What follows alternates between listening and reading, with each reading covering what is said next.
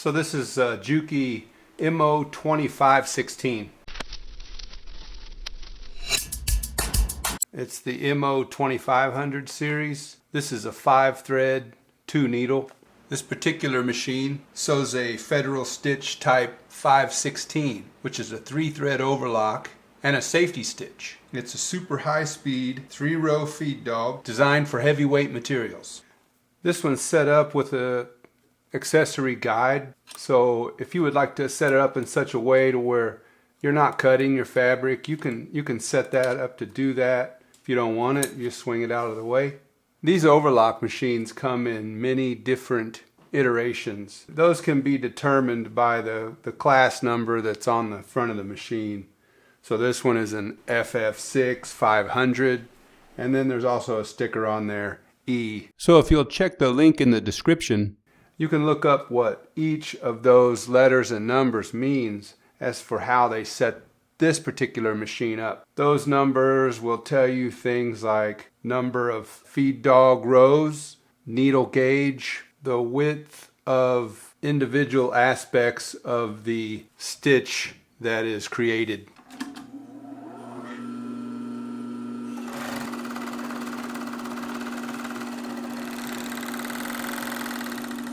So when we talk about all the iterations of a machine, it comes down to the types of material that it's suited to feed and sew, and some of the dimensions that you'll see here in the finished seam.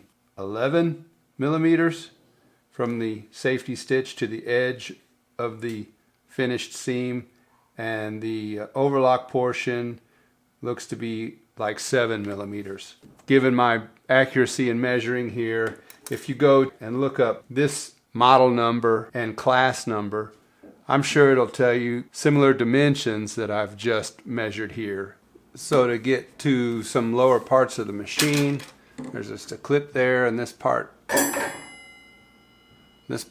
comes out. If I could quit banging it on everything, it'd help. There's a latch right here. The cloth plate moves out of the way for easy threading.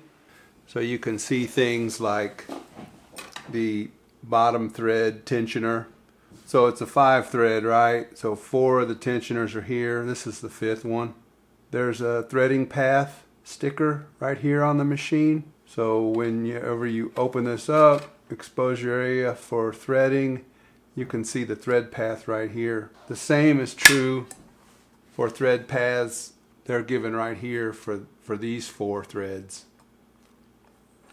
This machine has nice adjustments. It's capable of differential feeding, and some of those adjustments are here. So right here you can do micro adjustments very easy and then lock it down with this larger nut. No tools are needed. And right here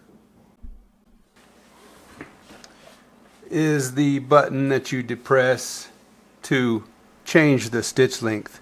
So there's no tools required.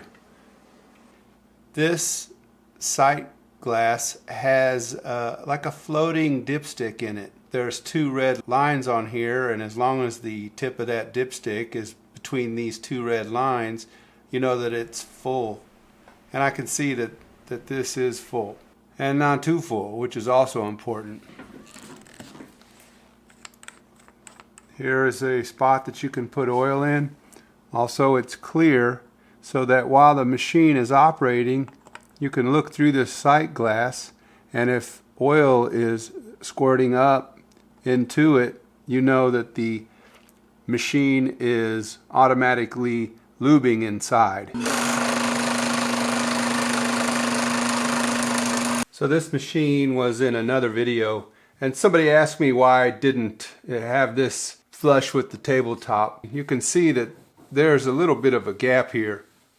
So it just happens to be the way the table is curved off. It makes it seem like it's not level, but when it comes to moving material across here, it just moves really, really good. So it's not a problem at all. In order to get this machine at that correct height, or the height that I wanted it, I made these wood blocks. These are attached to the table. There are standard rubber isolator feet in here, and so this machine it's not going anywhere, and it's real sturdy, and you can tell that it's mounted well because of how quiet it is when it operates.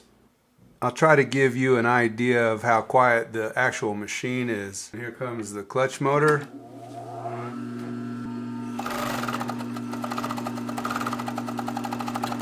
And even with this clutch motor, I can go pretty slow. And if I wanted to go faster, you can do that too. The 5-thread machine is really good for creating a construction seam that will be finished on the inside. Makes a real nice stitch. So it's the overlock stitch, which uses 3 of the threads, and then there's the safety stitch, which creates the seam. So when I open this up, here's an old pair of Dickies shorts.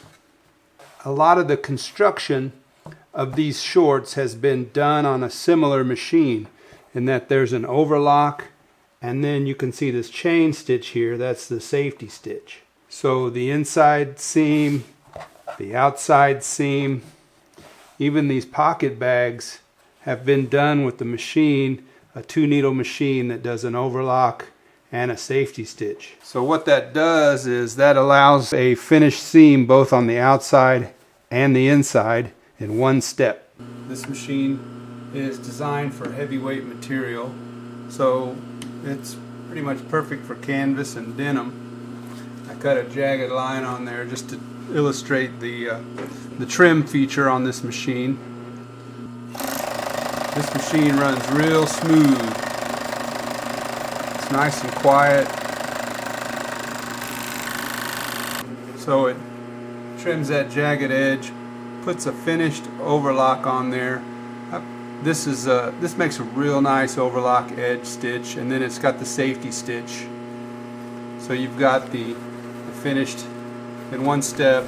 Your inside is finished, and the outside, of course, is finished. A nice technique is you can fold that down and top stitch it here, but if you want, that can be a finished stitch, just like in those production shorts that I showed you. Thanks a lot for watching my video. If you liked it, give me a thumbs up. Be sure and subscribe to my channel and hit the bell to be notified every time I post a new video.